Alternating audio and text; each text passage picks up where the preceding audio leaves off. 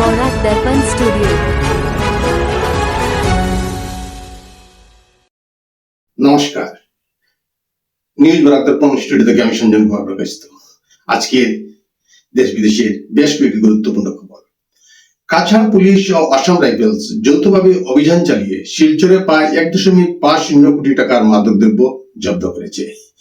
শিলচর রামনগর বাইপাসে একটি গাড়ি থেকে এই মাদক উদ্ধার করা হয়।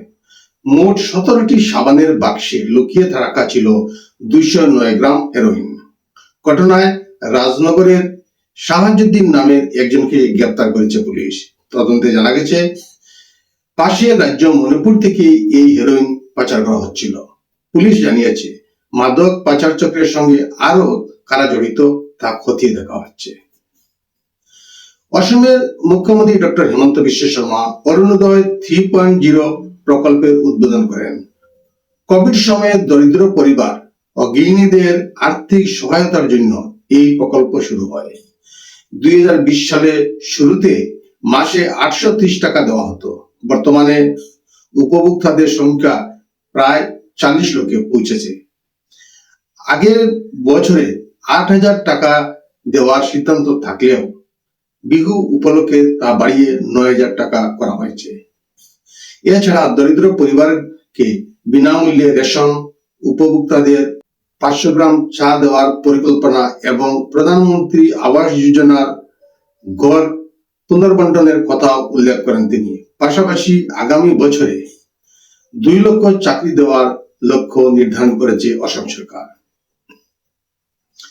যুদ্ধ কখন শেষ হবে তা আমরা নির্ধারণ করব, ট্রাম্পকে পাল্টা জবাব দিয়ে ইরানের। মধ্যপ্রাচ্যে চলা যুদ্ধ ক্রমশই ভয়াবহ হয়ে উঠেছে। এই সংঘর্ষে ইতিমধ্যে শত শত মানুষের মৃত্যু হয়েছে এবং হাজারো মানুষ আহত হয়েছেন। এদিকে মার্কিন প্রেসিডেন্ট ডোনাল্ড ট্রাম্প বলেন যুদ্ধ আর বেশি দিন চলবে না এবং ইরানকে স্ট্রেইট অফ হরমুজে তেল পরিবহনে বাধা না দেওয়ার হুঁশিয়ারি দেন। এর জবাবে ইরানের ইসলামিক রিভলিউশনারি গার্ড কর্পস জানায় যুদ্ধ কখন শেষ হবে তা আমরা ঠিক করব, অন্য কেউ নয়। মধ্যপ্রাচ্যে চলমান যুদ্ধের মাঝেই হঠাৎ করে কমে গেল অপরিশোধিত তেলের দাম। প্রতি ব্যারেল $117 থেকে কমে $90 নিচে নেমে এসেছে। অপরিশোধিত তেলের দাম ডোনাল্ড ট্রাম্প ঘোষণা করেন বিশ্বের তেল সরবরাহে কোনো ধরনের দীর্ঘমেয়াদী প্রভাব পড়তে দেওয়া হবে না। এই যুদ্ধ খুব শীঘ্রই শেষ হবে বলে মন্তব্য করেন। তেহরানকে কোনো ধরনের ধোঁকাবাজি না করার জন্য সতর্কবার্তা দেন, অন্যথায় সম্পূর্ণভাবে ধ্বংস করে দেওয়ার হুমকিও প্রদান করেন। পাকিস্তান সরকারের জরুরি নির্দেশ। মধ্যপ্রাচ্যে চলমান ইরান ইসরায়েল সংঘাতের প্রভাবে আগামী 16 মার্চ থেকে 2 সপ্তাহের জন্য সব স্কুল, কলেজ ও বিশ্ববিদ্যালয় বন্ধ রাখার ঘোষণা করা হয়েছে। তবে বিশ্ববিদ্যালয়ের ক্লাস অনলাইনে চলবে।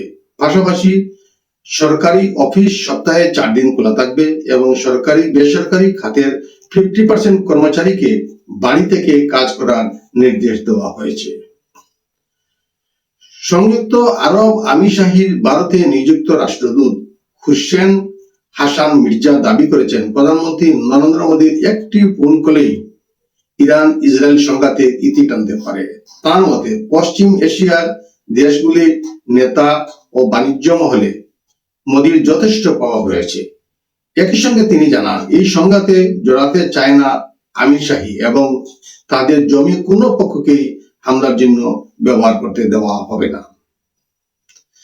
IPL 2026 সামনে রেখে প্রস্তুতি শুরু বিভিন্ন দলের।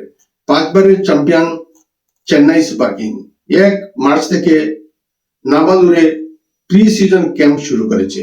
শিবিরে রয়েছেন ঋতুরাজ গায়কোয়াড় ও MS ধোনি।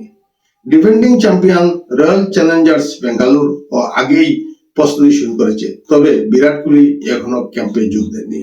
অন্যদিকে রাজস্থান রয়্যাল 15 মার্চ থেকে জয়পুরে ক্যাম্প শুরু করবে। সূত্রের খবর গুয়াহাটির বর্ষাপাড়া স্টেডিয়ামে IPL এর 3টি ম্যাচ আয়োজন হতে পারে, যদিও এখনো আনুষ্ঠানিক ঘোষণা হয়নি। আজকের প্রতিবেদনে এখানেই সংক্ষিপ্ত বিরতি টানছি। সবাইকে আবারও শুভ সন্ধ্যা জানিয়ে বিদায় দিচ্ছি। নমস্কার।